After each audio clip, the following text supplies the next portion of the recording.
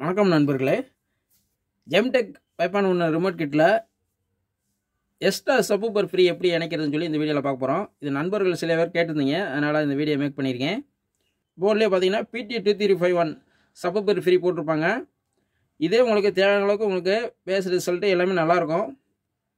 Suppose உங்களுக்கு இதோட வேறு சப்வூஃபர் ஃப்ரீ எனக்கு ஆட் பண்ணணும் அப்படின்னு நினச்சிங்கன்னா நான் ஒரு கனெக்ஷன் சொல்கிறேன். அது மாதிரி நீங்கள் யூஸ் பண்ணிக்கலாம். இப்போ இந்த போர்டில் பார்த்தீங்கன்னா இந்த சப்வூஃபர் ஃப்ரீலேயே நம்ம எப்படி யூஸ் பண்ணணும்னு ஃபஸ்ட்டு உங்களுக்கு சொல்லிடுறேன்.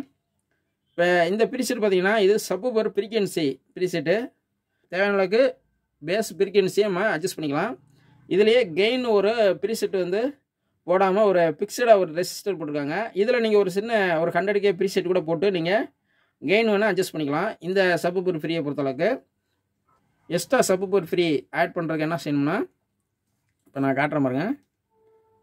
இந்த இடத்துல ஒரு இண்டக்டர் போட்டிருக்காங்க பாருங்க. இது ரெசிஸ்டர் மாதிரி தான் இருக்கும், ஆனால் இண்டக்டர் தான் அது. இந்த இதை எடுத்துகிட்டு இந்த இதை அப்படியே நீங்கள் இந்த இதில் போட்டுக்கணும். இந்த பக்கம் டம்மியாக இருக்குல்ல, அந்த இடத்துல இந்த ரெசிஸ்டரை போட்டணும். போட்டுட்டோம்னாவே நான் காட்டுறேன் பாருங்க.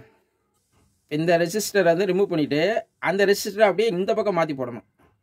மாற்றி போட்டோம்னா இந்த சப்வூஃபர் ஃப்ரீக்வன்சி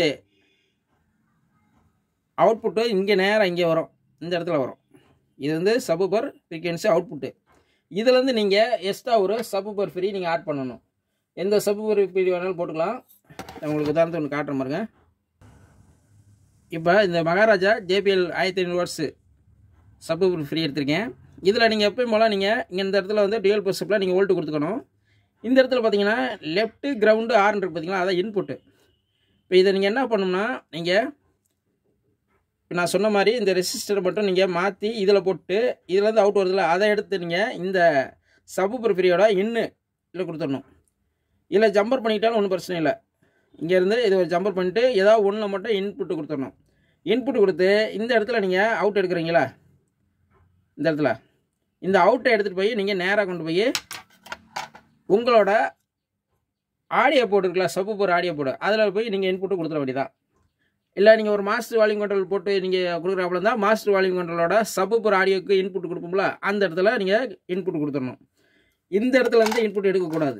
இப்போ இந்த போர்டில் பார்த்தீங்கன்னா நம்ம இந்த இடத்துலேருந்து அவுட் எடுத்து இந்த சப்வூஃபர் ஃப்ரீ இன்புட்டில் கொடுத்து அதோட அவுட்டை கொண்டு நீங்கள் டேரெக்டாக ஆடியோ போர்டுக்கு தான் கொண்டு போகிறீங்க. இங்கேருந்து எந்த அவுட்டும் எடுக்கக்கூடாது. இங்கே பார்த்தீங்கன்னா 5.1 அவுட் வருதா, இதில் சப்வூஃபர் இருக்குது பார்த்தீங்களா, இந்த இடத்துலேருந்து நீங்கள் அவுட் எடுக்கக்கூடாது. இதை டம்மியாக விட்டுறணும்.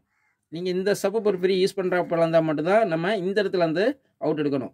இதை நம்ம யூஸ் பண்ணலை, எக்ஸ்ட்ரா சப்வூஃபர் ஃப்ரீ தான் ஆட் பண்ணுறப்ப தான் நம்ம இங்கே எடுக்கக்கூடாது.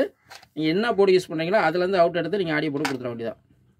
கொடுத்துட்டிங்கன்னா நீங்கள் இந்த சப்வூஃபர் ஃப்ரீயை நீங்கள் ரிமோட்லேயே நீங்கள் அட்ஜஸ்ட் பண்ணிக்கலாம். சப்வூஃபர் வால்யூம் கூட்டுறது குறைக்கிறது இந்த மாதிரி இதை நீங்கள் அட்ஜஸ்ட் பண்ணிக்கலாம். இந்த மாதிரி இது போல் சப்வூஃபர் ஃப்ரீ ஆட் பண்ணலாம் நண்பர்களே. வீடியோ பிடிச்சிருந்தால் லைக் பண்ணுங்கள் நண்பர்களே. மீண்டும் அடுத்த வீடியோவில் சந்திப்போம். நன்றி, வணக்கம்.